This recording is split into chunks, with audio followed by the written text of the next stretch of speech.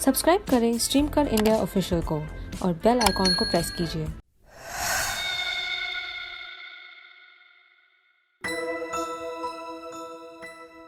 हाय दोस्तों, मैं हूं शिव गुप्ता और मैं लाया हूं आज आपके लिए एक और नया हादसा। ये हादसा है मनीष और निशा का। मनीष और निशा ये दोनों कार से कहीं जा रहे थे। रास्ते में एकदम ऐसा लगता है जैसे मनीष जब तक नोटिस करता है तब तक समझ आता है कि किसी औरत का एक्सीडेंट हुआ। और ये देख के निशा बहुत तेज चीखने लग जाती है। मनीष सोने की कोशिश कर रहा है लेकिन सो नहीं पा रहा, ना ही निशा। लेकिन थोड़ी देर में निशा की नींद लग जाती है और वो एकदम से डर उठते मनीष घबरा जाता है। वो कहती है कि मैं सो ही नहीं पाई, मैं उठ गई थी लेकिन मैं बॉडी मूव नहीं कर पाई थी, मैं कुछ भी नहीं कर पाती थी। ऐसा लग रहा था जैसे किसी ने मेरा गला पकड़ लिया है, मेरी बॉडी, मेरे हाथ, सब कुछ पकड़ रखा है और मुझे कोशिश की है मुझे फंसाने की। मनीष को ये सारी की सारी बातें एक डर लगने लगी। मुझे लगा कि ये सब कुछ उस ट्रॉमा की वजह से, और उसने इस बात को इग्नोर कर दिया। वो रात निकल गई। दूसरे दिन ये लोग कहीं बाहर गए घूमने, कुछ फोटोज क्लिक किए। उन पिक्चर्स को बाद में जाकर देखा तो ऐसा लगा जैसे हर पिक्चर में जहां जहां पर निशा है एक परछाई उसके पीछे खड़ी है। कौन है वो किसी को नहीं। वो थोड़ा सा इशारा समझ रहा है, ये कुछ पैरानॉर्मल एक्टिविटी से जुड़ा हो। लेकिन मनीष के मन में एक सवाल था, वो जानना चाहता था कि एक्सीडेंट किसका हो। वो निशा को घर पे छोड़ता है और जाता है उस स्पॉट के पास एक चाय वाले की शॉप होती है और वो चाय वाले से पूछता है कि भैया कल यहाँ पे कोई एक्सीडेंट हुआ था क्या? नहीं भैया, अगर यहाँ कुछ होता है तो पुलिस तो खुद आकर मुझसे पूछती है और यहाँ पे कुछ हुआ। मनीष पूरी तरीके से डर जाता है और उसे लगता है कि फिर वो क्या था, ऐसा क्या हुआ जो हमें समझ नहीं आया। वो जल्दी से निशा को कॉल लगाने लग जाता है और निशा फोन नहीं उठाती। वो और ज्यादा डर जाता है और जल्दी से अपनी गाड़ी भगाते हुए सीधे घर पहुंचता है और घर पहुंच के देखता है तो निशा नीचे लेटी हुई है, उसके हाथ ऐसे पीछे हैं और ऐसा लग रहा है जैसे कोई उसे मार रहा है।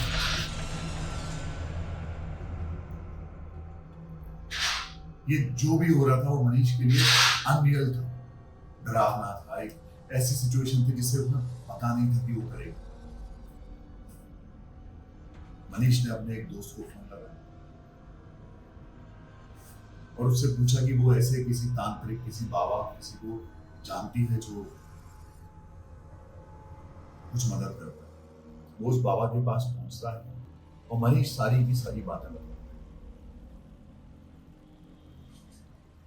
वो बाबा कहते हैं मैं सिर्फ इतना कहना चाहूंगा कि तुम इस जगह से चले जाओ और अपने घर चले जाओ। मैं तुम्हें एक ताबीज बना के देता हूं, लेकिन इस ताबीज से ये मत सोचना कि तुम बच जाओगे हमेशा। कुछ दिन तक ये काम करेगा, उससे पहले तुम्हें जानना पड़ेगा ये कौन सी एनर्जी है और क्या है। वो ताबीज लेता है और वहां से चला जाता है। जब वो जा रहा होता है तब मनीष को वो बाबा कहता है, मनीष तुझे पता करना पड़ेगा कि तेरी पत्नी को कौन परेशान कर रहा है, तुझे। मनीष उनके इशारे को समझ नहीं पाता है लेकिन उसके पास कोई रास्ता नहीं है। पता चलता है कि वो जो एक्सीडेंट हुआ था वो एक्सीडेंट कभी नहीं। जो लड़की उन्हें दिखी थी वो रितु थी। मनीष के ही गांव की लड़की, एक ऐसी लड़की जो बेइंतहा मोहब्बत करती थी मनीष से, और उसने अपनी शादी वाले दिन सुसाइड कर ली थी। और तभी से उसकी आत्मा सिर्फ और सिर्फ मनीष के लिए भटक रही थी। हैलोवीन सेलिब्रेट करते हैं उसके बारे में ऐसा कहा जाता है कि वो एक ऐसी रात होती है जिस दिन जो हमारे एंसेस्टर्स हैं, जो हमारे पूर्वज हैं, जो हमें छोड़कर चले गए, वो सब हमसे मिलने आते हैं। एक कोई रास्ता खुलता है जो इस दुनिया से और उस दुनिया के बीच में कनेक्शन बनाता है, और कई सारी एनर्जीज आपके पूर्वज आपसे मिलने आते हैं। लेकिन जहां हम अच्छी एनर्जीज की मिलने की उम्मीद करते हैं, उसी जगह पर बुरी एनर्जीज से कैसे मिल सकते हैं? ये जो इंसिडेंट है ये बहुत ही अजीब है। ये हादसा हुआ था मेलविन के साथ। मेलविन बहुत बड़ा लड़का नहीं था। हैलोवीन नाइट थी और मेलविन की उम्र होगी ज्यादा से ज्यादा 10 साल। मेलविन की एक आंटी थी जिनके पति की डेथ हो गई थी, और सबसे स्ट्रेंज बात थी कि उनकी बॉडी कभी मिली नहीं।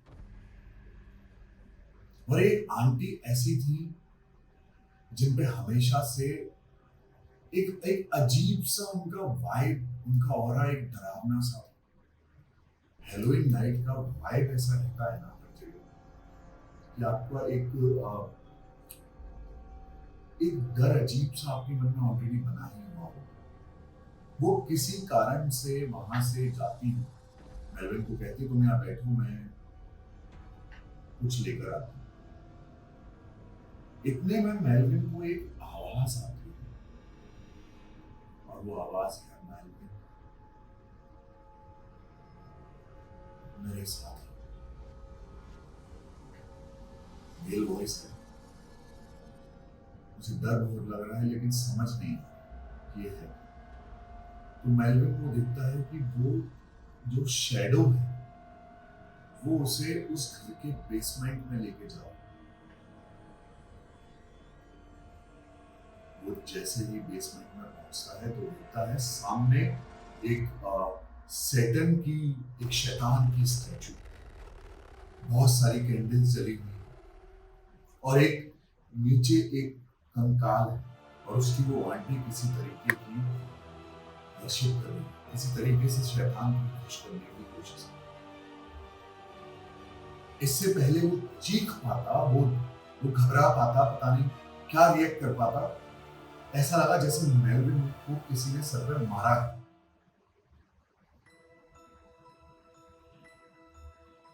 नेक्स्ट में उसे याद है कि वो कहीं बंधा हुआ है चेयर पे, और सामने वो शैतान की एक मूर्ति है, और वही लाशें दिख रही हैं, और उसकी आंटी बुरी तरीके से रो रही हैं, और पता नहीं क्या वर्शिप कर रही हैं, क्या करना चाह रही हैं, कुछ नहीं समझ। मेलविन समझ चुका था कि ये रात उसकी जिंदगी की आखिरी रात है।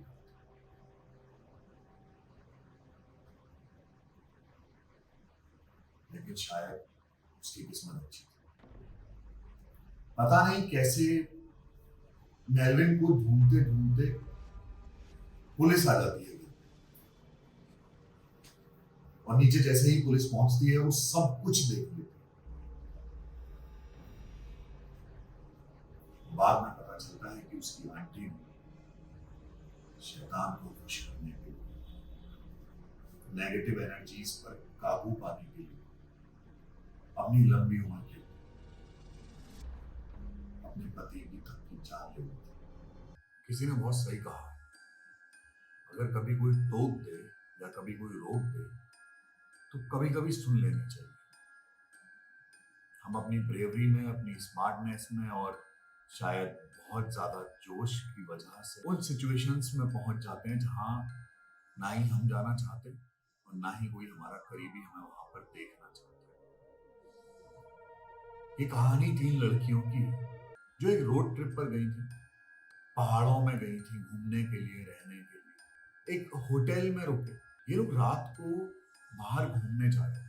जब ये लोग रात को जा रहे थे तो होटल के ही किसी एक आदमी ने कहा कि मैम आप लोग रात को मत जाओ अकेले, या फिर हमारी गाड़ी ले जाओ, क्योंकि क्या है ना, पहाड़ों में कभी कभी रास्ते भूल जाते हैं। यहाँ पर कुछ ऐसी चीजें हैं जो सही नहीं।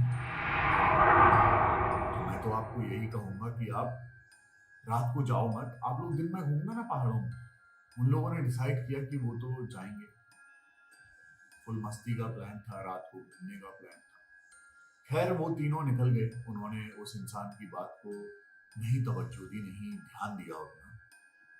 और जब ये तीनों घूमते हुए जा रहे हैं, मजाक चल रहा है, मस्ती चल रही है, एंजॉय कर रहे हैं, और एक्चुअली में वो लोग ये बात कर रहे हैं कि अगर हम आज उसकी सुन लेते तो इतना बड़ा फन मिस कर देते हम लोग। अब हो गया इनका घूमना फिरना, सारा मजाक मस्ती सब हो गया। अब ये लोग वापस होटल जाना चाहते हैं, बहुत टाइम हो चुका है, सोना चाहते हैं। ये लोग जब वापस जा रहे हैं तो एक टनल मिलती है। उस टनल से जब ये लोग जा रहे होते हैं, उसका कहीं कोई एंड ही नहीं दिख रहा होता। जाते जा रहे हैं, जाते जा रहे हैं, जाते जा रहे हैं, बैंग!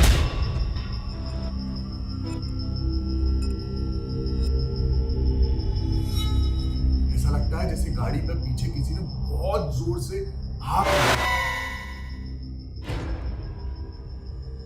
इन्हें लगा कि शायद किसी ने पत्थर फेंका, लेकिन कुछ नहीं पता था। एक ही चीज पता थी कि रास्ता सीधा है और चलते जाना है, कैसे भी करके इस टनल से बाहर निकले।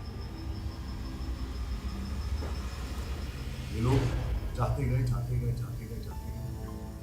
थोड़ी ही देर बाद एकदम से ऐसा लगा जैसे वो जो किसी ने हाथ मारा था ना, वो बहुत सारे हाथ हैं जो गाड़ी के पीछे पड़ते ही जा रहे हैं, पड़ते ही जा रहे हैं, पड़ते ही जा रहे हैं। ये तीनों बहुत बुरी तरीके से। इतने में जो एक लड़की पीछे बैठी होती है ना, वो पीछे की तरफ देखती है, तो वो देखती है जैसे पीछे कोई एक चुड़ैल है, तो कोई साया है, कुछ तो ऐसा है जो इंसान नहीं है। और वो इनकी गाड़ी की तरफ बहुत तेज भागा। उसने इस बात को रजिस्टर ही किया था और हार्डली 1 मिनट हुआ और ये लोग उस टनल से बाहर। कैसे भी करते पहुंचते, गाड़ी भगाते भगाते फाइनली इन्हें जाके वो होटल मिल जाता है। उस होटल में ये लोग पहुंचते हैं तो सबसे पहले देखते हैं यार, गाड़ी को किसी ने हाथ मारा था, किसी ने कुछ मारा था, तो वही तो कुछ नहीं। गाड़ी के पीछे डिग्गी को जब हटाया, गेट खोला, तो देखा कि जो हाथों के निशान है वो गाड़ी के अंदर की तरफ से पड़े।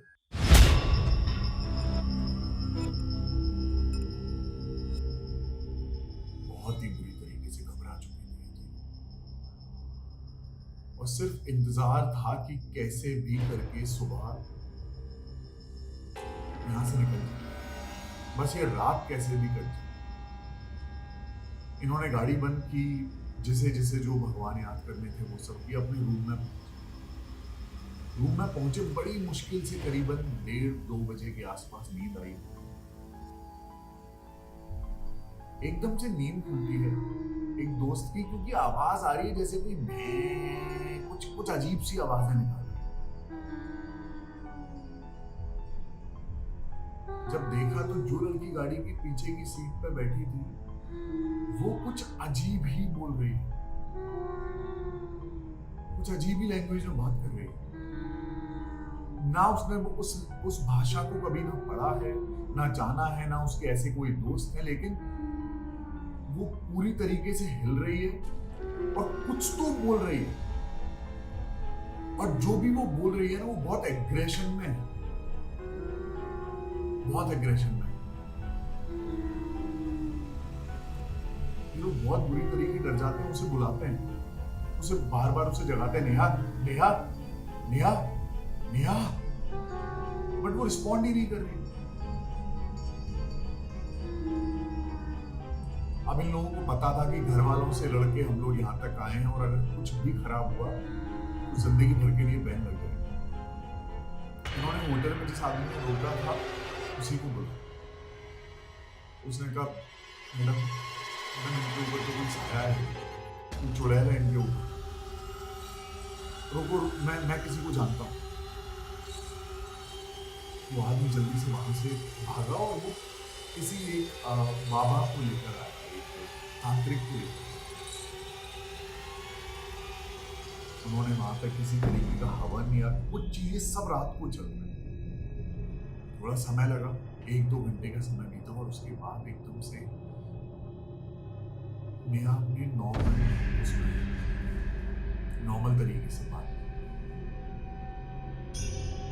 जब वो उस चुड़ैल से, उस साए से कम्युनिकेट कर रहे थे वो तांत्रिक, तो उसका कहना ये था कि इन्होंने मेरे ऊपर से गाड़ी चलाई और मैं इस लड़की को नहीं छोड़ूंगा।